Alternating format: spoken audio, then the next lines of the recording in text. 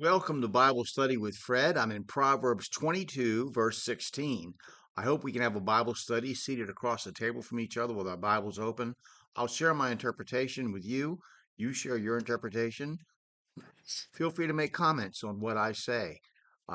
So let's begin. Proverbs 22:16 says, He that oppresseth the poor to increase his riches, he that giveth to the rich shall surely come to want. This is a particularly potent verse for us today, as government and large corporations attempt to destroy the small business owner who, in the past, provided most of the jobs in this country, enabling the common man, the poor man, to improve his lot in the world, even to start his own business. The opportunity of the poor to have a better life physically on this earth doesn't come from government or General Electric, but from the shop down the street or the builder across the county, most of whom have a net personal income of $200,000 or less each year to give or take a few thousand, and don't have millions to play with, and don't own yachts or take vacations around the world whenever they feel like it, and don't hobnob with kings and princes. In a book about the American history after the Civil War during what was called the Gilded Age, when robber barons made great fortunes they're heretofore unheard of in America, a politician from Texas named John Reagan, who served in many positions elected and appointed in both the United States and the Confederate States of America, and then again in the United States government, made this statement, quote, There were no beggars till Vanderbilts and Stuarts and Goulds and Scotts and Huntingtons and Fisks shaped the action of Congress and molded the purposes of government. Then the few became fabulously rich, the many wretchedly poor, and the poorer we are, the poorer they would make us. Now, certainly Mr. Reagan may have exaggerated about there being no beggars in America before that, but his point is well made. The ability of a few men to garner fabulous fortunes at the expense of the vast majority of people in the country, manipulating government and controlling political action that has become a part of our republic since the end of the Civil War, is not the America of the founding fathers. It's not even capitalism. It's certainly not Christianity. It is a distortion based on manipulation, exploitation, and greed. Over the last 40 or 50 years, as more and more of the nation's wealth is being gathered into the hands of fewer and fewer people, with the government itself being the greatest predator of all, taking in hundreds of billions of dollars a month of our money, tens of billions of which goes to pay interest on federal debt. The so called American dream of people from the working class having a way to improve their lot in life, own a home and send their children to college or trade school for them to get a better start in life, even the idea that my children will have a better life than even I did, has been trashed by tax policies and regulations favoring the super wealthy and large international corporations, both of which are great contributors of vast sums of money to political campaigns through various means, often circumventing laws and by inflation, a corrupt government's indirect taxation making our money worth less and less. The middle class lost their deductions on things like interest paid on auto loans, and soon will probably lose the deduction on income tax or for home mortgage interest. What were once good paying jobs have been moved overseas, and foreign workers are exploited in ways we abandoned here a century ago. Notice I did not say our jobs, because the job is the property of the employer, as my black conservative friend Milt Thomas has pointed out in his online blog. If it was your job, you would have taken it with you. By all statistics available that I've seen, though, the average American is becoming poorer, and his or her children will have a lower standard of living than he did. The rise in American standard of living since World War II has long since stopped. We are now headed the other way. The poor are indeed oppressed all over the world. In the welfare state, the government gives them no incentive to lift themselves up. This isn't done out of compassion. It's done out of a desire to keep them in a state of constant servility as a voting bloc. The poor worker is exploited by the corporate employers as the difference between top executive pay and the average worker, which was at the rate of 125 times in 1962, according to BusinessInsider.com, is now between 300 and 500. Liberals want the government to exploit the poor, and conservatives want the dirty deed done by private corporations and men of wealth.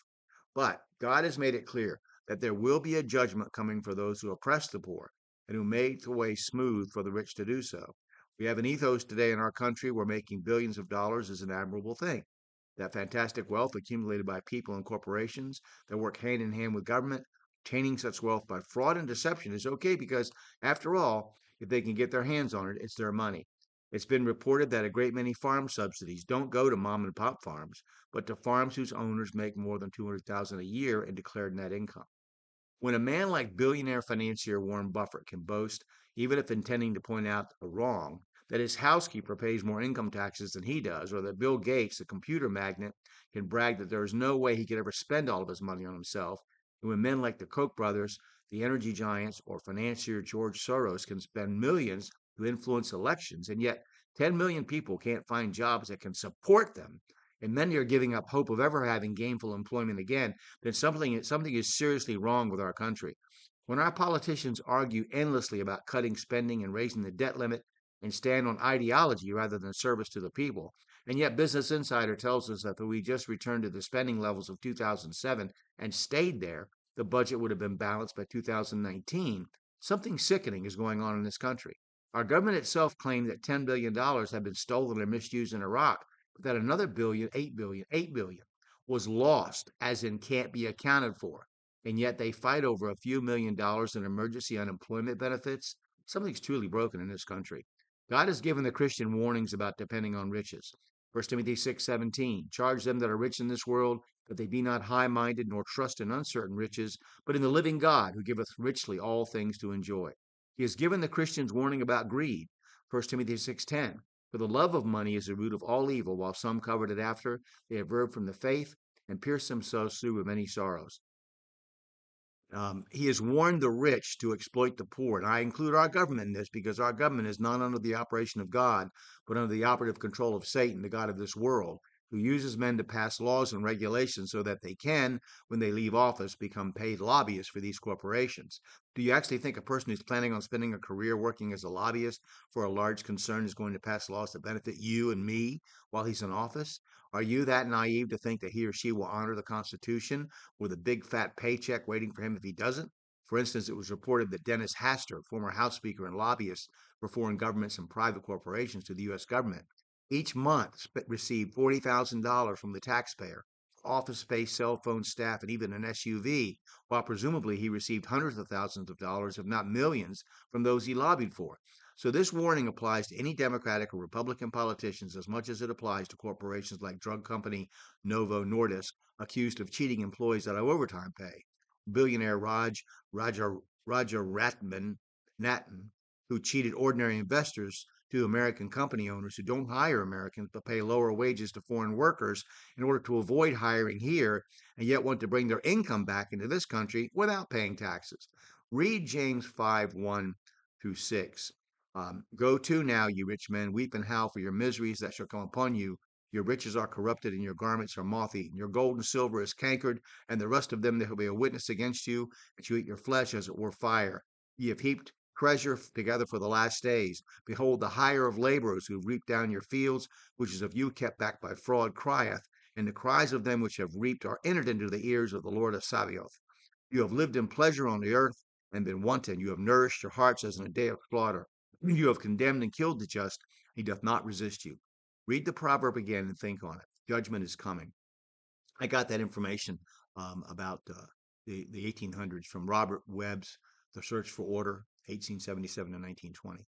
Okay, so I'm asking you to please set some time aside to read your Bible and study your Bible, cross-reference the verses, pray to God for wisdom and understanding.